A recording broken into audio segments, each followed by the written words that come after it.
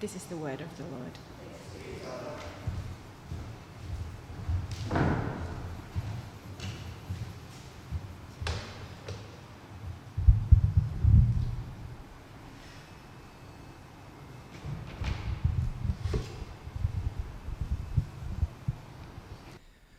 I am sorry to have to introduce the subject of Christmas. It is an indecent subject, a cruel, gluttonous subject, a drunken, disorderly subject, a wasteful, disastrous subject, a wicked, cadging, lying, filthy, blasphemous and demoralising subject. George Bernard Shaw had a way with words. Is Christmas worth it? It's easy at this time of year to be consumed or overwhelmed or busy. The weather's hot, the present list is long, the arrangements grow. And did you know we had this thing called COVID around this year to complicate things? I was musing on this subject just the other week as I made the mistake of going down into the vortex known as the bottom levels of Broadway Shopping Centre car park. And you have those times when there's no spaces available and so you're waiting with a few other cars, eagerly spying on the people who emerge from the shops with their bags, and you see them get out their remote and you think, yes, and you're spying exactly where are they going. And you think, yes, they're coming to this car where I'm waiting. And then they move past into the next bay and the two cars that are already in the queue in that bay jump into the space before you. And as I banged the steering wheel and maybe uttered a few choice epithets that were perhaps not appropriate for sharing today, I mused on the fact that the music that I had playing, Sleep in Heavenly Peace, felt a long, long way from what Christmas was. Perhaps I should have been playing It's Beginning to Look a Lot Like Christmas, isn't it? But truly, there are times when we might wonder, should Christmas be abandoned between the endless focus on gifts and money making, or the emphasis on drinking to excess, the waste of food, the gluttony? There's plenty not to like. Upton Sinclair, writing in the 1960s, was onto something when he wrote this: could Satan, in his most malignant mood, have devised a worse combination of graft plus bunkum than the system where several 100 million people get 1 billion or so gifts for which they have absolutely no use, and some thousands of shop assistants collapse from exhaustion while selling them, and every other child in the Western world is made ill from overeating, all in the name of the lowly Jesus? Ouch. So in the light of what really is true, do we abandon Christmas, or can we celebrate it well? Well, I guess by the fact that I'm standing here and you're here, wherever you are participating in Christian worship in the lead up to Christmas, you might guess that the answer is that we can, if we really work at it, have the opportunity to focus on what it's really all about. And whether you indulge in the trappings and enjoy those or not is up to you. But whatever we do, we must hold to the real meaning. The trouble with that, though, is that, that saying, familiarity breeds contempt. I don't know how many times you've heard the story before. I'm 60 years old, so I guess I've heard it many, many times in my life, growing up in a church family. And when you come to reflect on these words, it's tempting to think, well, is there something novel? You're preaching, is there something new I could say about Christmas? Perhaps I could preach about Easter just to shake it up a bit. But no, the story in itself and the significance of that story has so much there that whether we are familiar with the words so much that we don't even notice them anymore, or whether they're new to us, they're powerful, they're dramatic. God from God, light of light, the carol says. Word of the Father, now in flesh appearing. Son of God, love's pure light. Veiled in flesh, the Godhead see. My. No wonder Christmas is sometimes controversial, because when you peel away the lovely sentiment of the baby in the manger, they're pretty shocking things to say. That somehow in the birth of this child, God is coming to us. Theology uses the word incarnation to talk about that. God in flesh, in human form. John said in chapter 1 of John's Gospel, the Word became flesh and lived among us. And so what does that mean? What's so significant and powerful about that? As I've tried in my own way to move beyond that car park debacle and think about what Christmas really is, there are three things that have stood out to me about the story. They're related but slightly distinct. The first is that this story of Christmas tells me that God's way is humility and service. God's way is humility and service. You know, from beginning to end, the life of Jesus was not what we'd expect. And on the face of things, it's the total opposite of our ideas of greatness.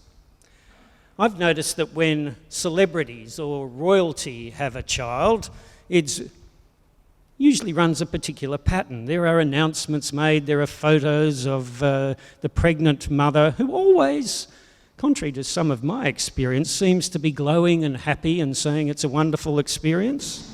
And then when the baby's born, everyone scrubs up and looks so beautiful, don't they? Why, it even happens, I noticed recently, for the captain of the Australian cricket team, Pat Cummins, whose partner's just had a child. And all the photos look so beautiful, everything's staged. Jesus of Nazareth was born to a teenage peasant girl away from her home in a straw-filled food trough at the whim of the local imperial ruler. The first visitors were shepherds who are well down the scale of religious respectability. And then was part of a refugee family escaping from the tyranny of the local ruler Herod. It's not exactly a prestigious start. No photo ops in those first century magazines, were there? But that was typical. That's how it began. But Jesus' whole life was that way. There was no home, no dignified teaching position, no priestly office, no government appointment. A travelling teacher, prophet and healer, supported by the gifts of his followers. The way of Jesus was simplicity and service, reaching out to the lepers and touching them, including all sorts of people in his group, the people that were never wanted. And then it finally leads him to being executed, naked to the world on a cross. Strangely, shockingly, but thrillingly, this was God's way. And it cuts through all our ideas of greatness and power. Who is the first? The one who is the least. What is true greatness? To be so servant-like that no one notices you, that you're not in a prominent position. This is a reversal of everything we think of. Such is the birth of Jesus. Secondly, the birth of Jesus, the Christmas story, tells us that God is love in action for the world. God comes and we see what God is like in a fuller way. Yes, there are always glimpses of who God is when you look at the stars or a beautiful sunset, or you stand at the edge of the water and look out on the wonder of it. Or you observe the beauty of love between people. You see what incredible things that are part of our physical world. There are glimpses of God. And yet they don't tell the full story. For when we look realistically at the world, we might wonder whether this God is actually good or also evil. For alongside the beauty, don't we see people treating each other with contempt, abuse, murder?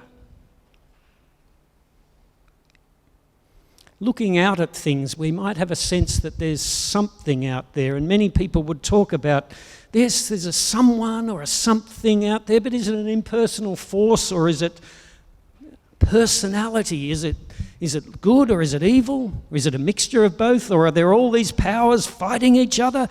Which one is God? The Word became flesh and lived among us. Veiled in flesh, the Godhead we see. And so when we look at the life and the death and resurrection of Jesus, we see more fully who God is. God is always at work, and yet here we see a God who is love, and that love triumphs in the end. And it's only through Jesus that we see that. It's not fully obvious just with the baby in a manger, is it? But that's the thing. You can't just take the baby in the manger and separate the baby from the person, the man, the adult. And the fact that God comes and changes things from the inside out is so potent. See, God, I suppose, could have stood at a distance and yelled at us, "You humans down there, be loving." God could have sent leaflets down, or in the modern age, perhaps there would be a Facebook post that everyone is required to see. But no, it's different, isn't it? God comes as one of us from the inside out. And that tells us too that this world matters to God, the physical stuff of life. It's very tempting, and has been over the history even of Jewish and Christian thought, to sometimes think of the spiritual world being separate from the physical world. Whether that's in philosophy or just in our common thinking, like we have a soul and our soul departs, and that's what really matters. Separating the physical and the spiritual as though they're not connected. But can you do that when veiled in flesh, the Godhead see, the Word becomes part of the very physical stuff of life? God's way of changing things, of transforming everything, is a project that involves entering into that physical stuff and changing it from the inside out. So Jesus on earth, in the midst of all of it, says that the physical world, the people, the creation, the elements of stuff, they matter. And so they matter to us, that we are part of continuing on what God has unleashed in Jesus. And finally, a third element that is so powerful at Christmas time is this longing for peace. And Christmas tells me that God is with us for peace. One of my special Christmas memories is from 1989. On the 21st of December 1989, my first child was born. And that meant that we brought him home from hospital on Christmas Eve. And on that Christmas Eve, I had one of those moments when I was holding this little child in my arms, gazing down at him. And as is customary in my family, for some reason, we turn on the carols by candlelight from the Sydney Myer Music Bowl in Melbourne.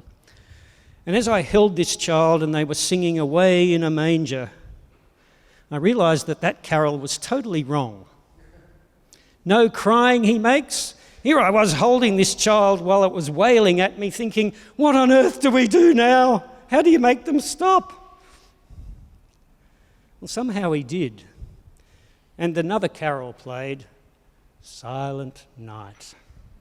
And those words, "sleep in heavenly peace," while you're looking down at this little boy that mysteriously is now part of my life, that I will never, ever be able to separate from.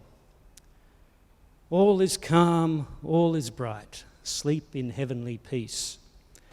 There's something about that image of a peaceful sleeping child that seems to touch people deeply. And I noticed even on Friday night, amidst all the celebrations and all the things that go with Christmas, this story of the little baby still connects with people, even for people who maybe for the rest of their life would never call themselves religious in any way. But there's something about the ongoing power of this story that keeps Christmas as a festival. It's not just Santa and presents. There is something maybe deeper going on. The child in the manger is an enduring image, but in a surprising way. And I keep coming back to this, that this Christmas story does things that are unusual.